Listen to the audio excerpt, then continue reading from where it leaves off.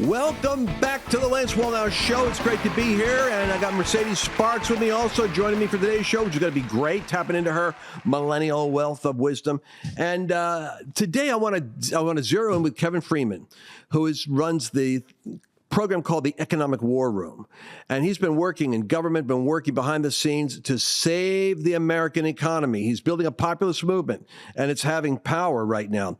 He talks about gold and about silver, about the role of the CBDC, the digital currency, how it's designed to claw away from you the ability to be independent from the government so that you don't have cash. You have to be literally digitally authorized to spend your money. It's a far bigger threat than people realize. We're going to go into that. We're going to look at the Great Reset and how it ties into the World Economic Forum, the great corporations that all have a global agenda to crush all autonomy and bring everyone into something like the Book of Revelation calls, a system where you can't buy or sell without cooperating with them. But God controls the timing. And he's taking the wheels off their effort. He's giving America a moment of grace. You're going to hear all those messages right now.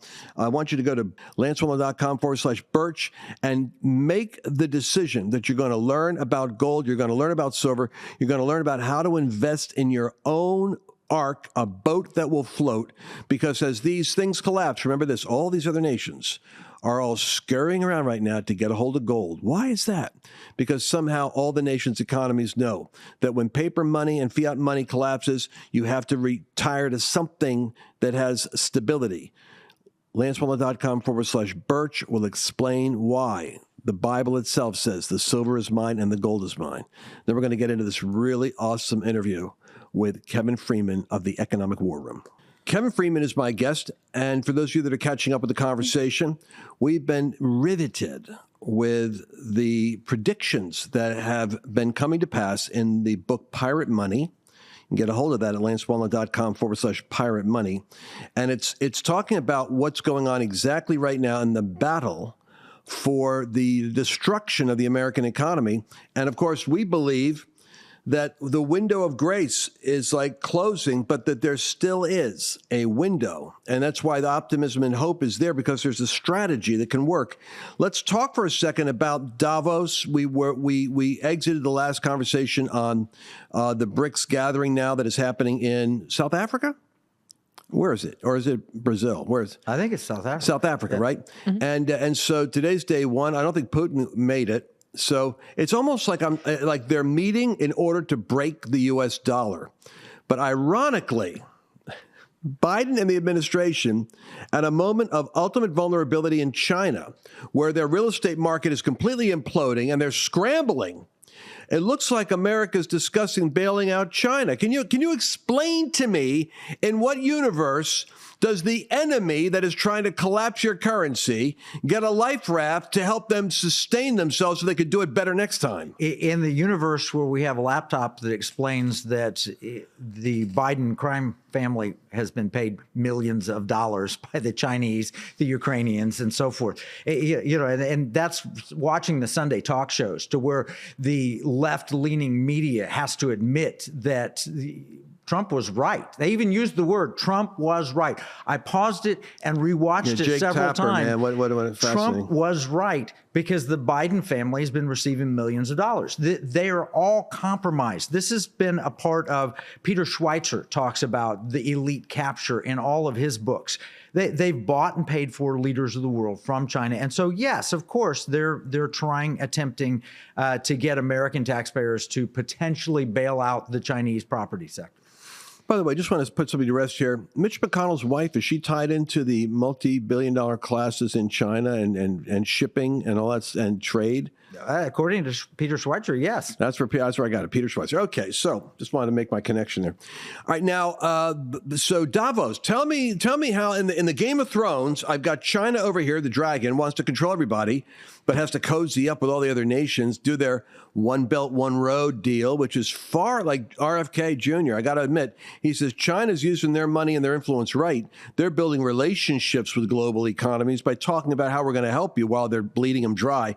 The U.S. goes in with sanction use. We punish them like we did with Russia. We'll cut you off. And every nation sees how we use our economic power to impose our woke, filthy agenda on the Middle East. You bet the Saudis want to get rid of the United States. And it's not, they don't mind the petro money. They don't mind the dollar deal. They don't like our woke culture being forced down their throats.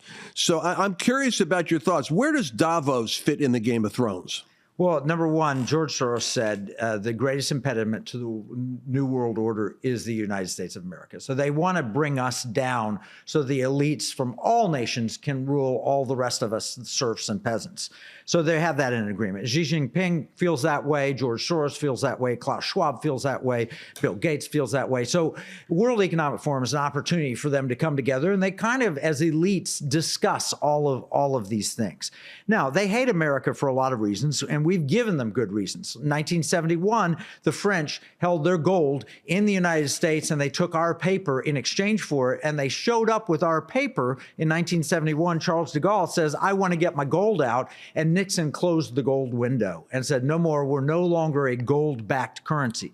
Up to that moment, the Federal Reserve was required to hold 40% of all the paper we produced in the form of gold that could be exchanged. I'm not sure that they did. Whatever the reason, Nixon closed the gold window, and since then, the dollar's lost 87.5% of its value.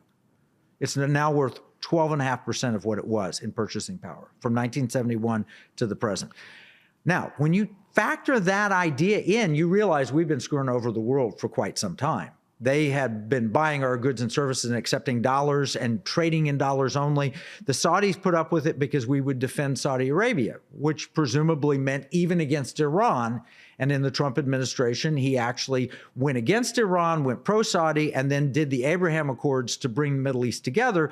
But the Biden administration, like its predecessor, the Obama administration, was very pro-Iran. And so now the Saudis have said, wait a minute, I'm not sure we can trust America any longer to protect us. And the purchasing power of the money you give us is diminishing on a regular basis. And the Chinese are offering us a better deal.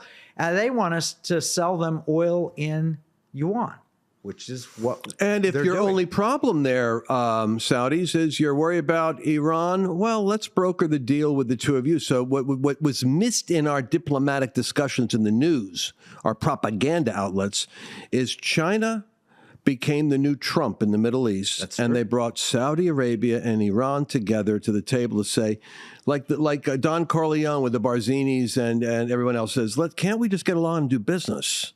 And they decided, yeah, we could do business together. So Iran said, we'll get along with you. And what a shocking piece. So if you are, for my charismatic crowd out there, that is like all gaga for Israel, which is great for me. I'm a part Ashkenazi Jew. But the reality is everybody focuses on Israel and doesn't realize the Biden administration is in the business of destroying the peace that was set up in the fragile and beautiful alliance that Donald Trump achieved. And they're doing it because of their policies. They're even exasperating the ability of Israel to be able to have peace in its own region by insisting on Palestinian causes, classic leftist, communist type Obama stuff. They want them to start making deals with the Palestinians who are sworn enemies of Israel's peace. Oh, no question. And all of this is to the detriment of the United Back to States dollar. Davos, though. So what's the game here for Klaus? It's world elites running everything and putting all the rest of us in serfs so that by 2030, you will own nothing and you'll be happy. You'll rent everything. It is the serf class. With the government digital currency? That's the purpose of the government digital currency. It's the purpose of the farm plans. It's the purpose of the Green New Deal. It's the purpose of all electric vehicles. It's the purpose of everything being proposed by the far left. Goes back. It's a type of Marxism that goes back to where Karl Marx says, hey, look, I live in a serf system and I'm not a ruling elite. Wouldn't it be great if I could be? How do I get there? And he created an economic system to get him on top. And that's what Klaus Schwab and all, they want to rule the world and all the rest of us work for them. What's the greatest enemy to their agenda, in your opinion? the greatest enemy is individual liberty. If you believe that you have a right, it's the gospel to believe that God can love you as an individual. He doesn't love you because you're a race. He doesn't love you because you're a gender. He doesn't love you because you're a part of a class or system. He loves you as an individual, and you can have a personal relationship with him. That is the greatest enemy. And America is the second greatest enemy because America teaches individual liberty, private property rights, the opportunity to make decisions and choice and determine your own future. That's why America is so hated. Well, explain how the business of DEI, the diversity, equity, inclusion, these words, is actually destroying our money. Let's call it DIE, diversity, inclusion, and equity, because we're going to die with it. It's a better, yeah, exactly. What that agenda is literally socialism. So we've got to, if you've been more privileged, you have white privilege, and therefore we have to take away from you and give to people who don't. Really, they're not giving anything to anybody, because at the end of it in 2030, you will own nothing. Black, white, male, female, transgender, gay, straight, whatever, you will own nothing unless you're a part of the elite class. So it is all a miscue, misdirection intended to rile up half the population against the other half of the population. Well, let's slow down on that for a second. Are you saying that those of us that get caught up in the battle between conservative and Marxist progressives are being played and distracted from an actual other game that's going on, which is to collapse systems and reorganize and reshuffle them in the hands of the elites? Yeah, just like it took place in the Bolshevik Revolution in Russia when Lenin killed all the people that helped get him there, or with Adolf Hitler and fascism in Germany, where he killed a bunch of the people that helped get him there and then took control. Yeah, they're useful idiots. And all of us that are opposing this are enemies, and those that are supporting it are useful idiots. This is an elitist plan. It has nothing to do with actually benefiting humanity. In fact, you don't have to go very far to find the TED Talks and other comments by Bill Gates, who talks about reducing the population. It's not about helping the people. It's about putting elites in control with a manageable population. Let's your book, which is available on Amazon, is groundbreaking in that it's discussing the evolution of the digital currency, the rise of the BRICS nation, the plan to destroy the American dollar. We've only got 1 minute and 23 seconds left in this segment. You can get the book at lancewallnau.com/pirate money. But I would like you to talk about what can we do about it. The solution was given to us by the founders. The subtitle is Discovering the Founders' Hidden Plan for Economic Justice and Defeating the Great Reset. Sound money is the best form of economic justice. When we had, and it's documented in the book, when we had the disparity of incomes, the rich getting richer and the poor getting poorer and the middle class shrinking, that happened when we left sound money. We used to debate this. Back in the 1900s, early 1900s, they would debate whether or not we should have a cross of gold, whether we should have a gold and silver standard. That was a huge, and the movie Wizard of Oz is largely an allegory, an economic fairy tale to explain the yellow brick road, the gold standard, and the silver slippers that Dorothy wore. They weren't ruby slippers in the book. They were silver slippers. It's all Wizard of Oz, OZ, that stands for ounce. This book has the answer. Wait, this sounds like a conspiracy moment. Oz is ounce? Yes. Silver slippers, gold road, 9 seconds. We're gonna have to come back and finish this conversation. I'm gonna hold you over on this. Ladies and gentlemen, we'll be back after this break with Kevin Freeman. Hey, let's take a moment right here and talk about something. You know, these programs are actually paid for by sponsors. And so the one thing that I always do is try to pick the sponsors that have the greatest value. Those are the ones that I myself believe in. Now, the Birch Gold Group is one of those key sponsors, and I'll tell you why. The economy is the area that I'm the most concerned about in terms of instability in the future. Do you know that right now, China and Russia and India is meeting with Saudi Arabians and South Africans to create an alternative economy, to basically crush the dollar? This is going to have a massive effect on the stock market, on real estate. It'll be a real shaking. But you don't have to be shaken. because there's a way you can protect your retirement, your 401ks, your IRAs by connecting them in with gold. Gold is unique in history in that it's a place of stored value. In fact, those BRICS nations of Brazil and Russia, India and China, they're going to be backing themselves with, guess what? Gold. So be smart. I want you to go to lancewallnau.com/Birch and get a free information kit. Get knowledge, act quickly, don't wait. And they're going to be able to help you make a great decision on what to do. Remember, that information is free with no strings attached. Do it now, lancewallnau.com/Birch.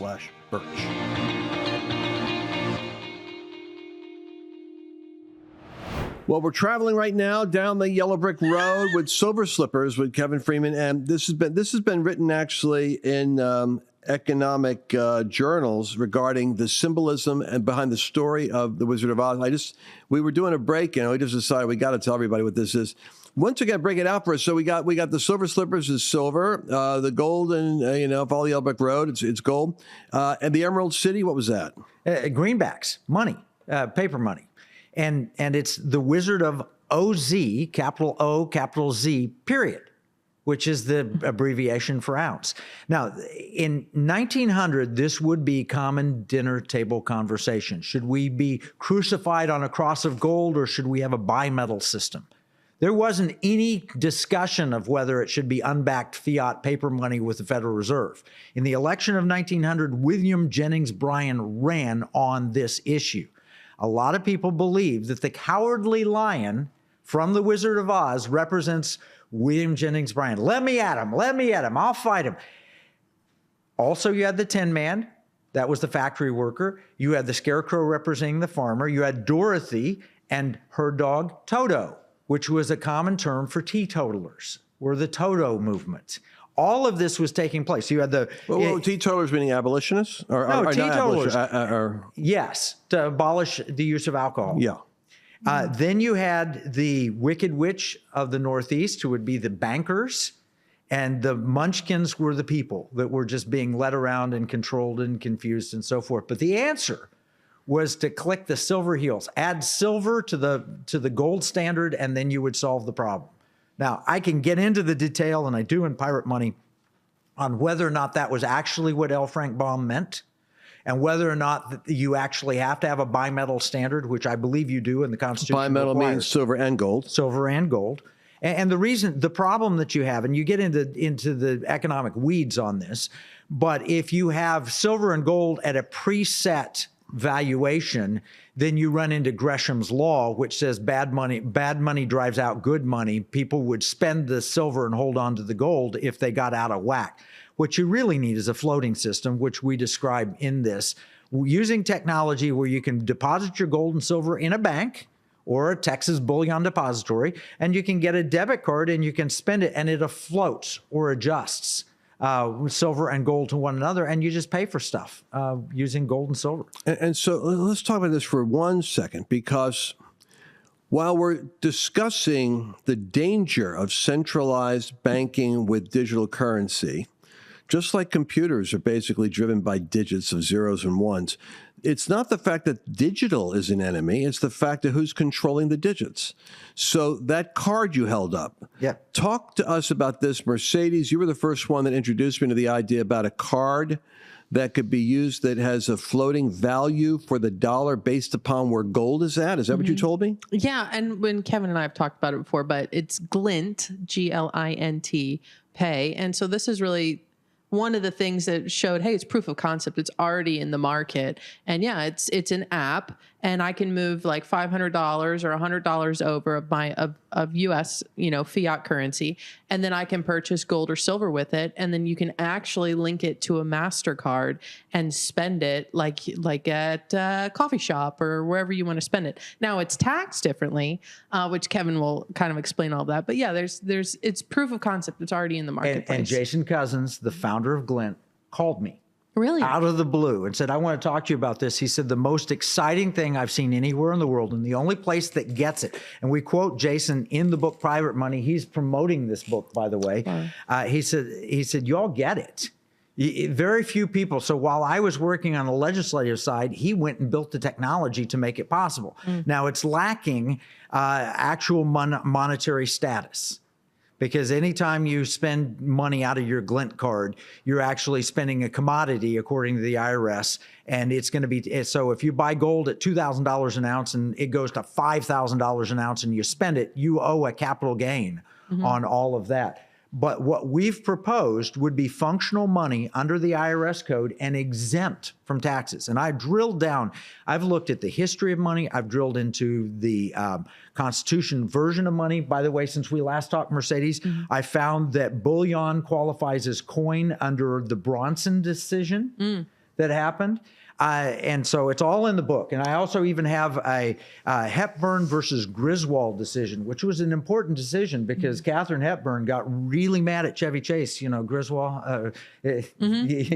Anyway, and that was whether fiat money was constitutional or unconstitutional. And then it got overturned. All of that's in the book, Pirate Money. It tells the whole history, and then it tells the legality, and it tells how it works. And it's all explained in a simple book. LanceWallnau.com/pirate money. Don't miss this. You got to grab this right now because it's history as it's happening. Why is it that I'm hearing rumors that the BRICS nations, they're going to have their basket of currencies. Yuan's got a problem. I think that Russia is a little bit unstable. But my question is this. They're all looking at the gold standard. Aren't they looking for the backing their basket with gold too? Yes, but it's the Hotel California version of gold. Your gold can check in, but it will never check out. So they're saying, send us your gold and we'll make it a part of our currency. But the question is, will you ever get your gold back out if you want to go spend it? So I'm very, very leery of Brazil, Russia, India, China, South Africa, Saudi Arabia, and all the other nations. The first chance that they have to capture and suck in all the gold, are they going to actually back things when people want to, sure, you show up with your small amounts and they'll give you the gold for it or whatever, but would they really back at the international level? In America, in 1971, we stopped doing that. Will the BRICS nations? I don't trust them. So yeah, they'll claim it's backed by gold. Will they really do it? I don't know. Mercedes Sparks. So Kevin, because we only have a couple minutes left, where are you at in this whole process? So Texas, we saw it kind of get tabled essentially. You're now lobbying the governor. You're talking to other states. This whole concept, the solution that you're putting forward, and what's amazing to see is God bring all these different resources to you. Like you're saying, it's like the infrastructure for Glenn over here is being built. You're doing things from the legislative side. What are next steps? And what can our audience do to help you in any way? Well, give us the update. First, go to LanceWallnau.com/pirate money and buy the book because it explains everything that we're talking about in detail. And I think it's fun and easy to read. I don't think it's a difficult read. It's delightful. The second thing, though, is we need a grassroots demand for this.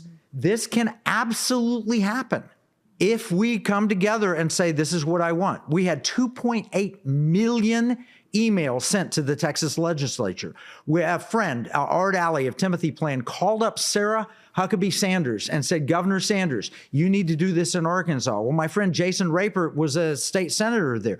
We have the National Association of Christian Legislatures. I'm speaking to the State Financial Officers Foundation, which has Marlo Oaks as the treasurer of Utah, who says, I want to do this in Utah.